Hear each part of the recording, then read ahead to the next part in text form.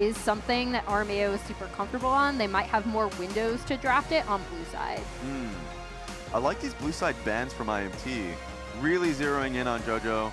You might see the Corki get early picked again, because it is a pretty strong flex for IMT. I mean, okay, to be fair, he got rocked early, and so he might take Jojo's warning seriously and start getting the ward out there, or just playing a little bit more safely, but... Yeah. Oh, actually, I remember Nautilus was the first pick from C9. Oh, never mind. So it's going to be going towards the Maokai again. And I think specifically for Immortals, this could be considered a flex pick just because Olleh played so much of its support last year. Yeah. Nothing crazy about this first pick Maokai. What does remain open, though, that wasn't banned this game would be Jayce for later, if Immortals wants to throw that for either Castle or Mask. That's probably their best flex pick. If I'm looking at what Mask has been most successful on last split and how Castle had some incredible Jayce games, so the fact that they're leaving it wide open could be a good call for IMT to play towards. Yeah, we'll see what they want to do with the Nautilus again, if they want to pair it with the Senna, or if they just want to have that engaged support. Obviously, engaged supports are a lot more meta now. I'm pretty happy about it. I feel like Vulcan also has to be pretty happy about it. I think, again, it was that mid lane like setup from Vulcan roaming mid. Jojo calling out Mask for not warding, but they are going the Senna Nautilus here, and then Raz, you're right, there's the Jayce, and we obviously that is one of Mask's best champs, but we don't know that could also flex top. And I also just think that it's Castle's better champions too, probably best champion. I've really enjoyed watching Castle play Jayce, so it is probably the truest flex pick I've seen from a Jayce pick. I was impressed, and going back a bit in the draft here, by Blaber's Senna last game, actually. Or sorry, not Blaber. Berserker's Senna last game, just because it was a pick that I didn't feel like C9 necessarily liked playing last split. And the fact that they've prioritized it now 2 drafts in a row and looked very good with it in game 1 is a pretty promising sign for them going forward. And the Sejuani is not a big surprise. It's actually, to me, Raz, we were talking backstage, more surprising that it wasn't played last game as an answer to the Maokai, but it makes sense to have it locked in here. So far, I like C9's draft as a whole.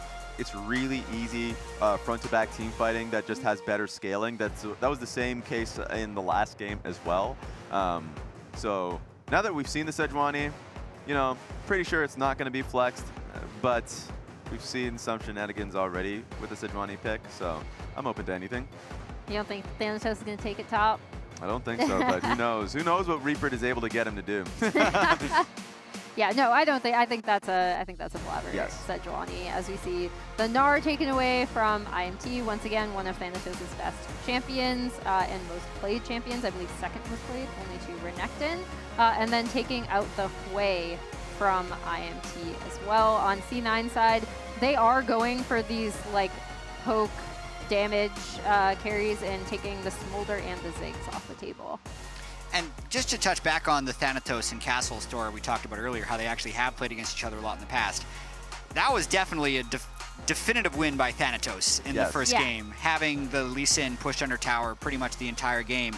And of the 4 games Thanatos has played in the LCS, I'd say that was actually the best one.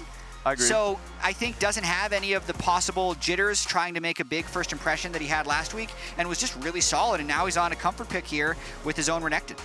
And just as a reminder, even though you can see the story, like the timeline for both players, Thanatos did have a decent break. I would say a one-split break where he wasn't playing. So being able to move that into now coming into competitive Tier 1 play is a big shift. So that, being able to learn English, coming into the team as a whole, I know there's going to be a little bit of an adjustment period, but already picking up Renekton with Sejuani, I'm expecting Blaber to play towards that top side of the map and for that to be the strong side. So with Ksante being picked out for Castle, almost certainly he's going to be the target. Yeah, and then Azir locked in for Jojo. Obviously, this isn't something we've seen as much. Azir is still viable. He still does get picked, but we haven't seen as much in the land of 80 mids. But one thing I want to point out for Jojopyun specifically is, in my opinion, this was the champ that he really excelled on, facilitating a lot of C9's compositions in their wins last split. last split it was crazy. There were comps that were like Talia, Vi, that he had to deal with, and I felt like he played against those expertly. He was probably my favorite Azir player last year, so I like their composition quite heavily. From IMT side, pretty heavily reliant on their poke, so I'm looking towards Mac to seeing what he can do in the early portions of the game, and if he can play outside lanes well. Yeah, we're about to toss this back to the casters really quick. Emily, is this going to be a sweep? I think so. All right, I actually think so too, but we'll see if Cloud9 can do it. Flowers and Azael, back to you. For them, so we'll see if they can make something happen in the early game here and try to get ahead, try to be playing from that place of power. Potentially you could play through side lanes. If Mask is having a good game on the Jayce, you could look maybe more for that split push style, but it's going to be difficult for sure. And they really do not want to have a repeat of last game, because that felt so hopeless so fast. And those are really tough games to play out. I mean, it messes with your mental, because you're just, I mean, we were talking about it between the games.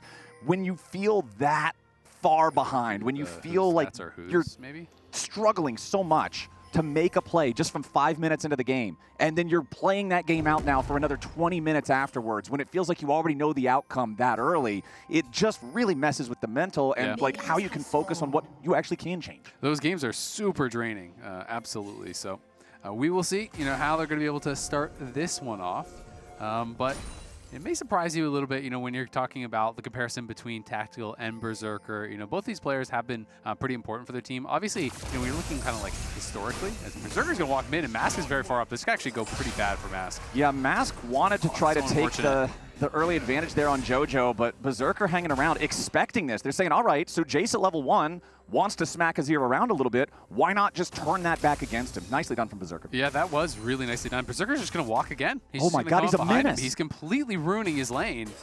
Mask is going to have such a hard time, it feels like, from this spot. Already popped the potion. He's down incredibly low. What turned, from a really good trade for Mask level 1 ends up just being like a doomed lane almost, it feels like, in the 1v1 now, because Jojo, has health, has a potion running. He's going to be able to push this out, still going to have the TP. You're having to TP back with your only buy being 1 health potion. That sucks. That's like, normally you want to use your first teleport, grab yourself maybe like a good component item or something, right? Like one of those tier 2 type of items, like a serrated dirk. Man, that would be great, right? But a health potion? How about the health potion you started with? Yeah. You can have it back. I will use my teleport to reclaim the item that I previously lost. It's like if you die in a Dark Souls game and you go back and pick up your souls on your body. But you only had 4. Yeah. And you need 26,000 to upgrade the next. Yeah, he's going to need a little bit more. He's not even close. That 1 health potion full of souls. Oh, man. The health potion's gone. It's gone. Look at it. Some green sparkles. That's all it got him. Well, let's hope he gets some value out of those green sparkles, because this mid lane started rough. Thanatos with control over the top lane at the same time. Jojo is going to at least be forced back, so Mask will at least get some lane priority for now out of that early use of the TP. Jojo going to have to go back, use his first TP, but hopefully he can at least get something more than health potion. Well, I'm willing to bet that he can, but we're going to do a vote here. So whose stat are whose? This is between Berserker and Tactical. Berserker not having nearly as good of a spring as you kind of expected from him. He's trying to have a bounce back in summer, trying to kind of reclaim his spot as that top dog in the AD carries. But Tactical has been surprisingly good for IMT, so I'm really curious to see, y'all in chat, whose stats are whose, see if you can actually get it right. All right, we'll check back up on that here in a couple of minutes, see how the votes end up shaking out. As Castle down to 200 HP here, that Renekton dominating the lane as Blaber shows up back in mid, looks to lock Mask up, stuns him, but Mask with the flash away underneath the turret combined with the phase rush gets enough distance to not give up the kill. That's the worst feeling too, when your jungler just shows up late. He kind of walks in, throws a sapling. He's like, I was here too. We both ganked once, it's like, right? What are you even doing here? I came mid, I ganked. It's 1-1 on the gank counter. No jungle diff, it's even. I was here too, guys. Didn't you see the sapling? We've all done that at some point before as the jungler, just to try to like get rid of some of the heat that would normally be on you from the lane. I'll push out the wave for you, bro. Yeah, it's like, don't worry about it, man. I'll make sure none of these creeps go to waste. It's like, no. It's the worst feeling, man. But Blaber makes that first gank happen. Last game, obviously, was with that roam from Vulcan as well. They combined to get that early first blood. This time it's not a first blood, but man, Mask is just getting beat up on in mid lane. and really no fault of his own. I mean, it's Berserker there 2 times in the first minute of lane, then he's getting ganked out by Blaber, so this is really tough. You know, you're playing against the Azir, who's going to scale incredibly well, and you want to be bullying him out, you want to be playing with that pressure, being a potential side lane threat to maybe circumnavigate some of the issues that you were talking about them having, where you're going to have to deal with this really beefy Nautilus who's farming, and this Sejuani. You only have physical damage. Split pushing would have been one of the ways you could kind of deal with that, but if he's behind, it's going to be tough for him to get anything done there.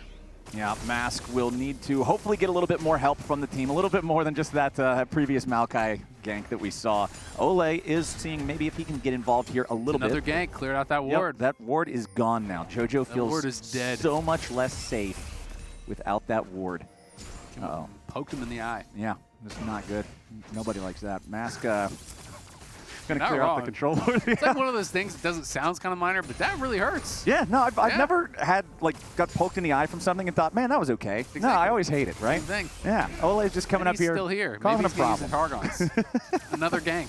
He's going for the Oh, cannon. yes, we're going to target on the There we go. Oh, we All got right, it. there we go. There we go. Boom. This makes up for the level 1.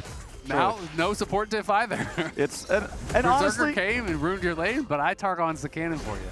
we're clouding on it a little bit, Who's but to say? it's so rough, dude. It's so rough for Mask in this situation because the presence in the lane from teammates from Cloud9 has just been so much more meaningful for Jojo than what Mask has received from his own teammates. And now Blaber, once again, he's just got free reign of this Void Grub pit. There is nobody in IMT colors anywhere near this thing. Should just be easy first 3 grubs for Blaber and C9.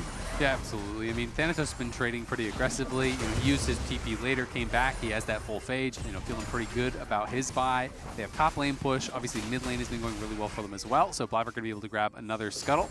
Have to be always a little bit careful about Ksante under those towers, though, as you are pushing up. Yep. Do not want to give him the opportunity to chain those CC spells together. But hey, at least this time around, Immortals accomplished what they didn't in game number 1. Emily talked about it, how Cloud9 in game 1, they were able to grab that first set of grubs, immediately rotate all their pressure down into the bottom side so that Immortals wasn't able to trade the Drake back. This time, Immortals did get that Drake. And so here's the results of our earlier quiz. Tactical was on the right, Berserker was on the left. The goal differences are really close, but it's Tactical's KDA that was popping off. Yeah, so this is just in summer, obviously, but Tactical had a really good week 1. And 60% of y'all in chat got it right, so you weren't confused, you weren't tricked. Well done. The other 40% of you guys need to do your homework better. And I definitely wasn't going to vote with the 40% way. Yeah, I definitely wasn't going to do that. There's a reason that I don't know, I was just making sure you guys felt good about it. Now, how's it felt for you, you know, coming into summer here now? Play a champion that's OP. Well, I think Mask is about to not feel really great coming into summer on this one as Blaber and Jojo find the first blood. There it is again, on to Mask. Both games in this series, this dude is the target. Did you see that Bramble Smash from Armao, though? He was there, too. He's already dead, man. He's already dead. Both junglers, 2 ganks in it. Oh, my God. Don't worry, Mask. Isaac is tilted for you. This is such a difficult state of the game to have to play out, man. I don't even feel like Mask is really doing much wrong. It's tough. No, it is really tough for him to be able to play from this situation. And this is just great play from Cloud9, and that's really who you have to give the credit to is just the team play from Cloud9, you know. Obviously, they were favored coming into this. Let's not lie. You know, Mortals, most people have them power ranked down towards the bottom. But they are a team that had a really strong start in week 1, and they are a team that's still really well respected in scrims. So you're hoping that they can kind of bring that power to stage. But Cloud9, it's the team play that they're kind of destroying them through. And I think that is something that you're pretty happy to see if you are a Cloud9 fan. Because it's not just, Jojo just like, you know, 1v1 got an outplay and that's how you won. They're playing through smart map movements. They're playing through good coordination. They're playing through good drafts. And these are the kind of things that, you know, people I think were sometimes critical of Cloud9 with some of their issues in spring. So I do think it's definitely positive for Cloud9 to see them doing it in this way. And Berserker here covering again. Olleh trying to match on the roam. Bot lane has just been basically a farm fest. I mean, Tactical has a cull and he's just farming it out. But, you know, the question is, can he overcome the massive advantages that are being gained on the top side of the map? Because you look 800 gold for Jojo, 800 gold lead for Thanatos, and it's also, you know, a good 450 there for Blaber. Bot lane is basically even, you know, but it's like, is the Zeri going to be enough?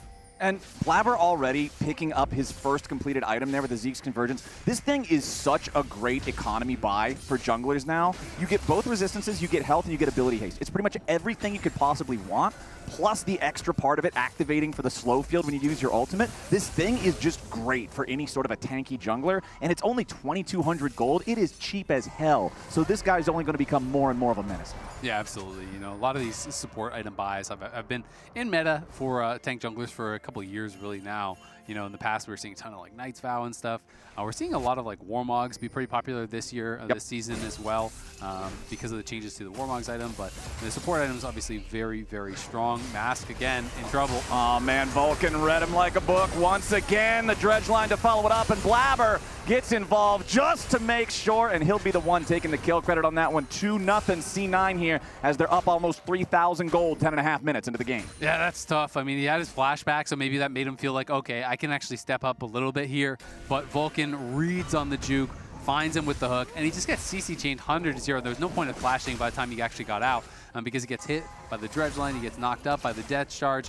Then there's the ulti from Sejuani as well, and they're going to use that mid lane pry-out to try to come over here, but Immortals want to fight. Yeah, Immortals are going in for it. They fire off the Maokai ulti, but they only get Vulcan with it. But now Thanatos and Blaber are also ready to join in. Dawning Shadow over the top. Goodbye, Armao. Renekton is chopping down the trees. And now we got to see if Ksante can get anything back as they try to have Castle get involved, but it ain't going to be enough. He's down to 100 HP, and Thanatos still has that dominance ready to go. Castle jumps back over the wall, but the flash of the Ruthless Predator comes out from Thanatos. He went too far, and Tactical takes him out with a lightning crash, as Jojo may also now be overextended. Cloud9 getting a little goofy with it, as Blaber's about to drop here too. IMT! A double kill over the Mask! Man, Thanatos killed himself, but more importantly, he killed his teammates too, because they were staying around, seeing if they could actually support him. He flashes forward there, loses track of the fact that Tactical still had his cleanse. He's able to cleanse quickly out, survive there. The peel comes in from Olleh. They get the one kill. Jojo had walked back over to try to see if he could actually help Thanatos out. He dies as well, so it's a couple kills going back to Immortals. That is really big for them. They need to get some momentum in this game, and that gave them a little bit of it. That was absolutely massive for Immortals, and it didn't start off good for them. Cloud9 had a great fight here at the beginning. Yeah, exactly. The fight starts off pretty well. They push back Armao. It looks like they're going to get this freebie onto Armao, and then when Jojo scoops in Tactical, I thought Tactical might just die instantly, but there was some really good healing actually coming through from Castle. He stunned up multiple members. He's able to kite out on the side, really low health bars, and then Thanatos just gets kind of baited in. Slice, flash, stuns him up, but the cleanse is there. Olleh peels, and now Jojo, who had been hanging around trying to see if he could actually help him, he gets pulled in. Then the rest of them are like, okay, well, we got to help Jojo. So Blaber looks for the W flash, whiffs on that. Everything kind of falls apart from Cloud9. There was no need for Thanatos to chase. They had free grubs. They had 6 grubs there. They got the first 3, and Reaver just kind of laughing at it because it wasn't even a good play to attempt, and they failed on the execution. Yeah, you could see the frustration on Thanatos' face. Reaper obviously knows it. just amused by it because it's like, what in the hell?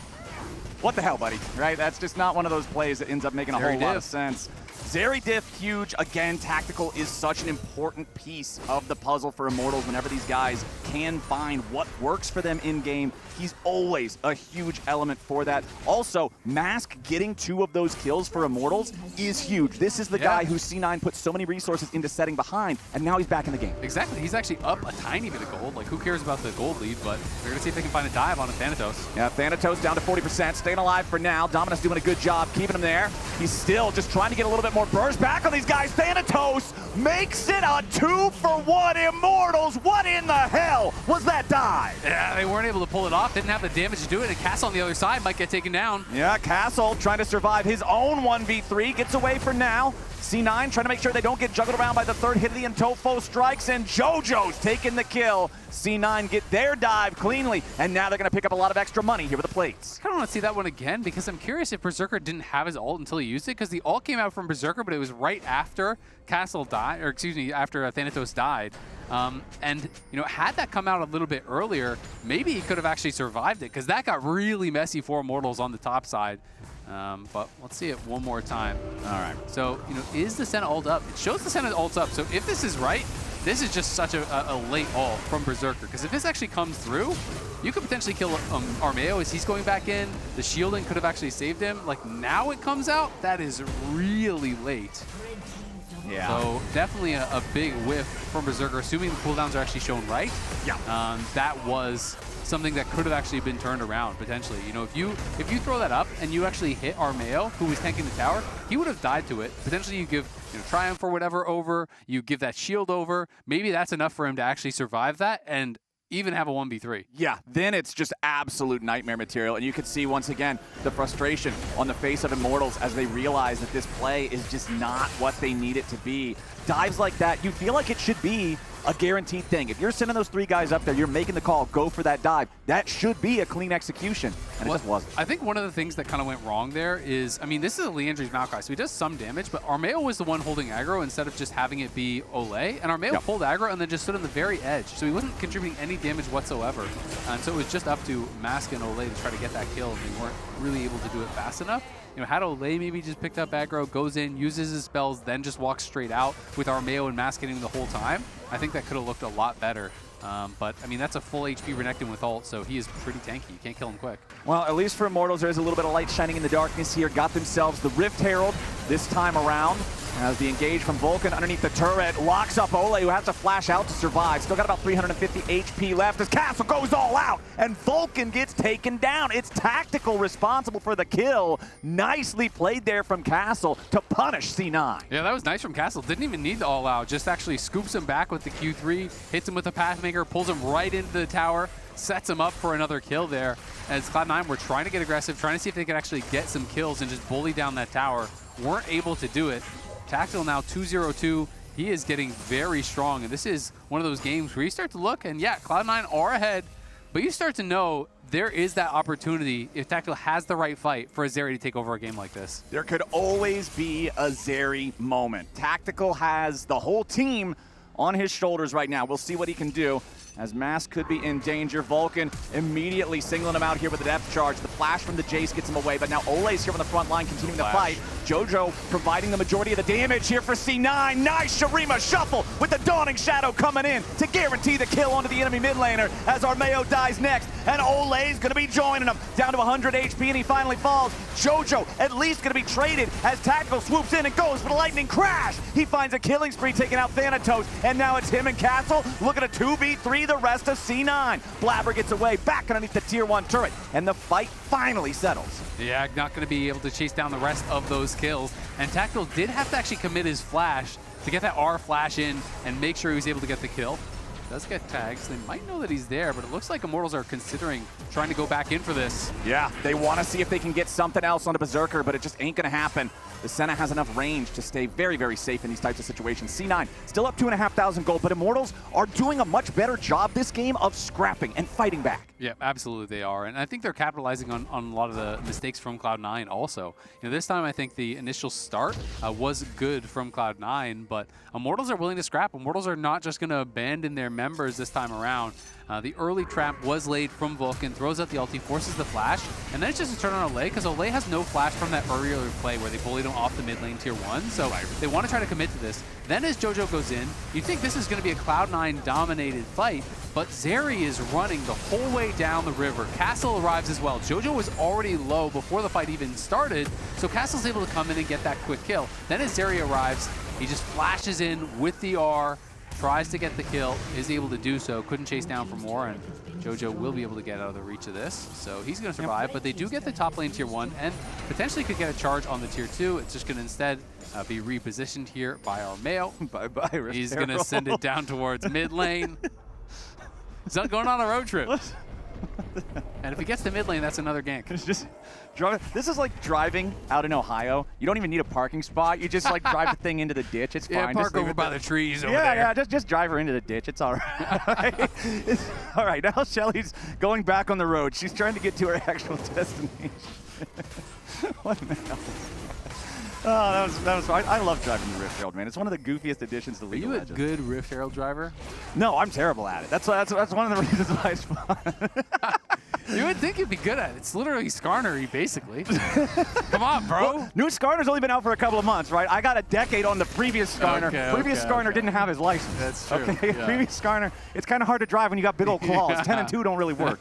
Well, let's see if Immortals can make this bottom lane push work as they are going in for that tier 1. Should just be able to knock it down. No contest. Immortals honestly, I'm impressed. Compared to game number 1, they have been doing a lot better of a job. I think Cloud9 has also been playing more sloppily compared to game number 1. It has been opening up more avenues for Immortals to try to punish. Tactical still 3-0-2 on this Zeri.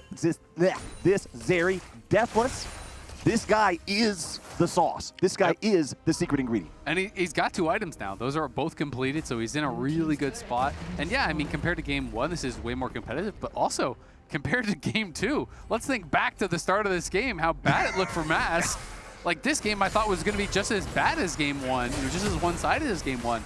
But Cloud9 made some mistakes. Immortals were in better positions to punish and weren't allowing Cloud9 to just kind of get away with it, you know? They were taking these fights, taking these scraps, and they were able to really do a good job in those to keep things pretty close. It is still a 3,000 gold lead for Cloud9. It is still a Dragon advantage for them, so they're definitely feeling pretty good overall, and you have Azir Senna, right? So let's be honest, they still are in a good spot. You got 3 meatballs, you got Azir Senna scaling up. They're in a good spot, but Immortals are going to have a chance. C9 still have not knocked down this tier 1 turret from Immortals. Might be trying to hard force that right now. Thanatos and Castle both going to run into one another off the side here. Thanatos needs to disengage because he knows that Immortals would be able to collapse on that 1v1 faster. The Maokai ulti forces C9 back. Immortals still hold the tier 1 for the time being.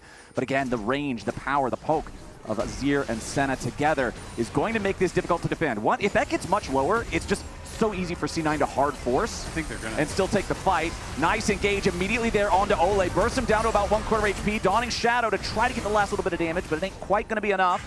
Immortals with very low health on Olleh. Significant injuries on both Armao and Castle. He's got Warmogs though, so he's just gonna heal it right back up. You know, does soak up a lot of that damage, has enough resistances, you know, from the W, he stays alive, and is gonna be able to just heal right back up to full. So Immortals, fight tooth and nail, they're gonna be able to actually defend the tier 1 mid that I thought Cloud9 would have been able to grab, you know, given the situation, but they're doing a pretty good job with it, of just not allowing Cloud9 to get, you know, an insurmountable lead. And I mean, one of the arguments against Warmogs as an item historically, and one of the reasons why it hasn't been S tier is like, yeah, you get health, but that's all you get. Health is the only thing. But for a champion like Leona, with those built-in resistances like you're talking about with the Eclipse, yeah, it's just so much value. Any champion that takes Aftershock or has something built in like that, you just end up maximizing the usefulness of that stat pool that you're getting with the Warmogs. And plus, the bonus move speed that's a part of it now too, really feels good for a support-type champion, whether you are a hard support or whether you're just a supportive-type jungler, to move around the map, clear wards, and set up for the plays. Yeah, absolutely. We'll say, though, Immortals have got to find a way to be more effective with their engages. These Maokai ults through 2 games have just felt so useless. You know, they need to be able to make sure they're in a position to capitalize on them and kind of create chaos when you throw it out. As Armao might just have to flash. He is really low, does survive, but it's one of those situations where Cloud9 now are just going to try to push up here. Castle is coming over, but the tower's gone. Yeah, but now Olleh is going to get locked up. The Sun Disc has been summoned. The turret now belongs to C9, and Jojo's too far forward. Castle goes in, and Mask is going to grab the kill. IMT get the first kill of the fight, and Castle is still fighting. He'll be traded back. It's a 1-for-1. Immortals doing a good job there to punish Jojo. Yeah, really nice flash from Tactical. That was actually a weird flash angle that he had to go for because he basically had to go diagonally down to get over the wall and over the Azir ult that Jojo was looking for. Had Jojo caught him there, I think it's a pretty easily won fight from Cloud9. They can push more forward, but as a result, Tactical does survive, is able to help push them back, and it's really only the spawned Azir turret that kind of dissuaded Immortals from chasing in more. We can watch it one more time. This tower is getting low. Armeo's low, so they want to actually push up for it. They look for Olleh. And now eyes on Jojo as he goes forward. This angle onto Tactical. This is what I'm talking about, a bit of an awkward flash. So he had to E through the wall part way, then flash out of the E to actually get over. Because if he tried to allow the E to complete, he would have got scooped out of it and thrown back into the team. And then your flash is not going to create enough distance. So I think very well played there by Tactical. Really quick reactions from him is the trade of flashes, but Jojo dies and he stays alive. I mean, the thing about Tactical, the narrative around this guy for as long as he's been a pro, is that his consistency has always been the main concern, right? He's had some really bad games, but he's had some really good games. And when this guy has the switch flipped, it's really fun to watch. Absolutely. I mean, it's kind of the old memes about the AD carry tier list, right? And it's like, number 1, Tactical on a good day. Number 11, Tactical on a bad day. You know, it's like, so that's kind of the thing that he has been fighting against. And you know, we'll see if they're going to be able to make this one happen. If he can carry from this position, it would be a really big win against Cloud9. Even if they don't win the series, just to get one back would be big. Yeah. To make yourselves believe, hey, we can do this more than just in scrims. We can do this on stage. We can take down the big dogs. And Mask is starting to hurt. As we saw, that shot class on the Berserker was about 70% of his health as Armao has to flash. Armao having a flash there. This Maokai is not tanky, man. Like, he's got Leandries. No. He's working on his own Warmogs, but this guy will melt. He is paper if Cloud9 gets a couple of seconds of free firing time on him. Top river, we've got the Scuttle Crab secured by the side of C9 as Immortals still just trying to stay around, trying Flash this to time. stay in range and be relevant as Armao tries to escape now. Blaber wanting to lock him down. You pick off the enemy jungler, you're going to be in a great spot to force a Baron play after, but it ain't going to happen. Armao stays safe, stays alive, as Berserker and the rest of C9 now going to file out of this topside river. They already used the Sejuani ulti to try to go in for the big engage there.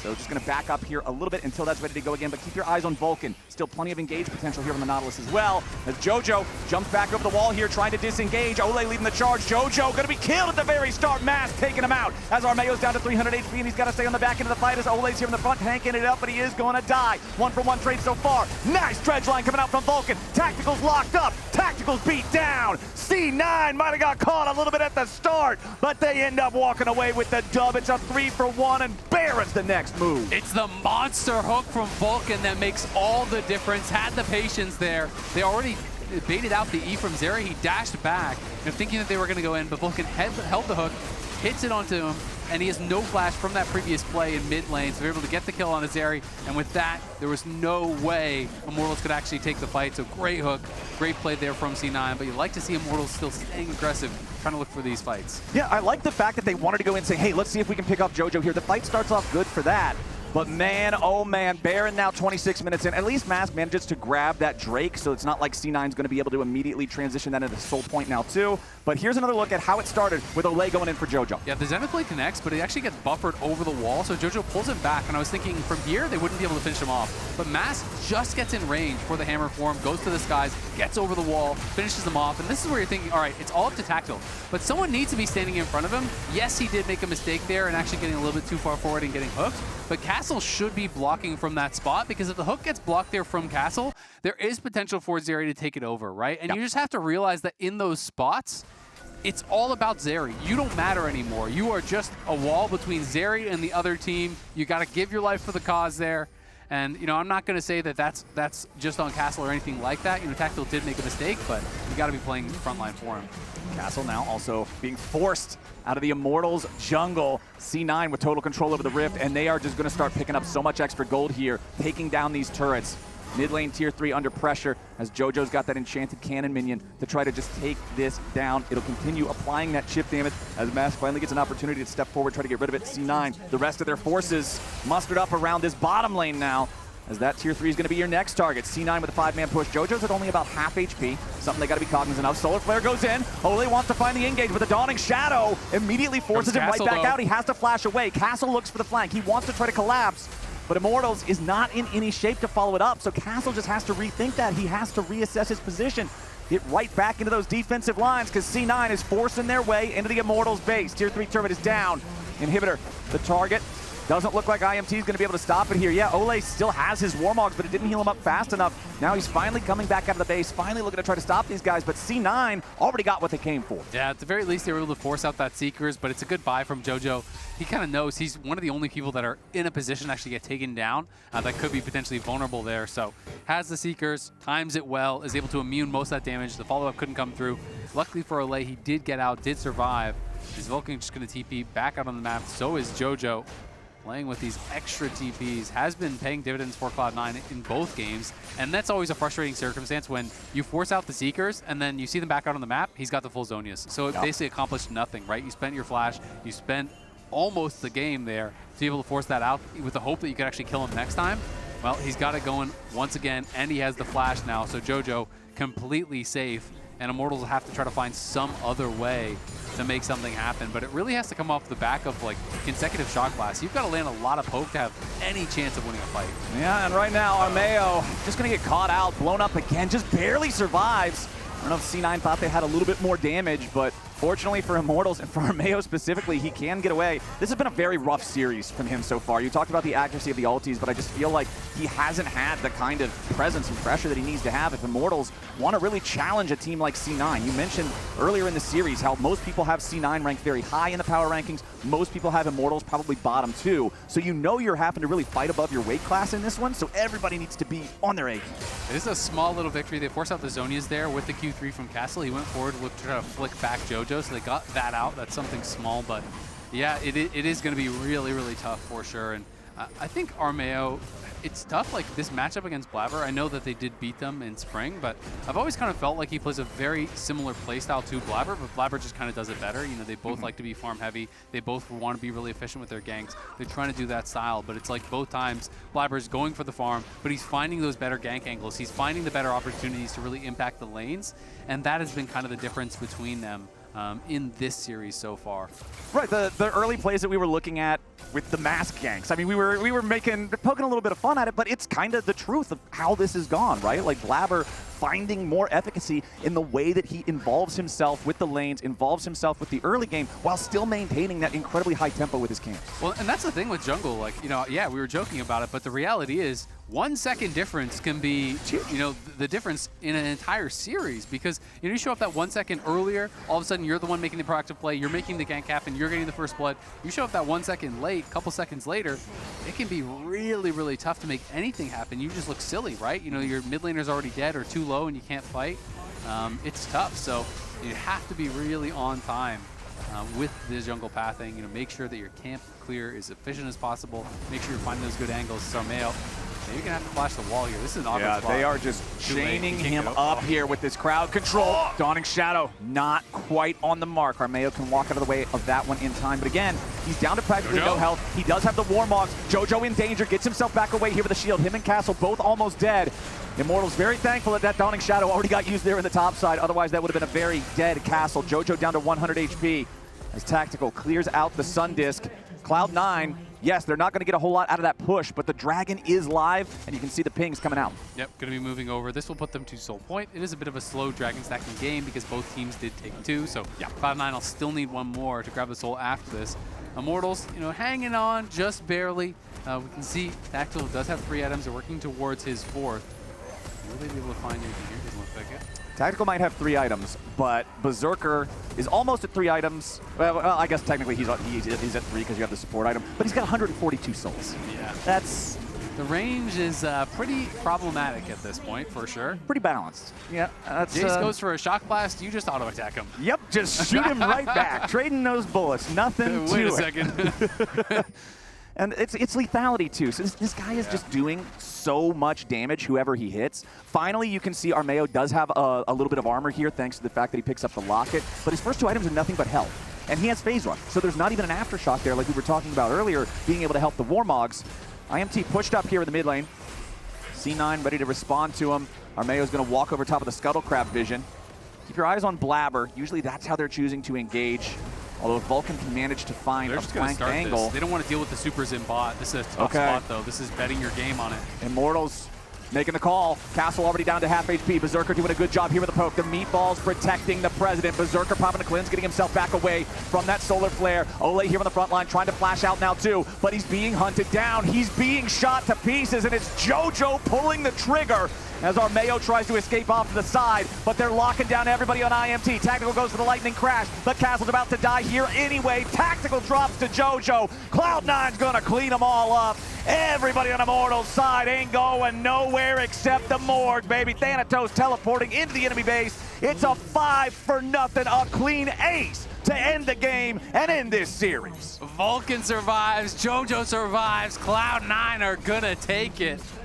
A much cleaner, a much better game 2 for Immortals, but still not enough. Jojo gonna go up to 100 career wins now. C9 are not gonna repeat their spring results against Immortals here in summer. They are gonna smack them 2-0. Olleh coming back to life. Thanatos is gonna die to the fountain laser. And at this point, that's the only way Immortals are getting kills. 19-10. C9 takes the series 2-0. Nicely done by Cloud9. The second game, a lot more competitive. They got a little bit loose with it in the mid game. Made a few mistakes. Immortals were able to capitalize on it. And Tactical was able to get himself into a position where he had a chance to potentially carry this game, but Yes. Cloud9, in the later fights, really calm, cool, and collected, and it was very difficult for Immortals to ever find that key target to engage on. The only person they could ever find was Jojo, but he's ready with the flash, he's ready with the zonies, he's ready with the seekers, and they couldn't get those kills. So Cloud9 scale it up, grind it out, are able to take the 2-0 sweep. And honestly, yeah, there was a lot of wacky stuff from C9 throughout the mid game, but that early game, back to level 1 with Berserker hanging around mid for extra time to punish what they correctly read as Jayce level 1 aggro into the Azir matchup,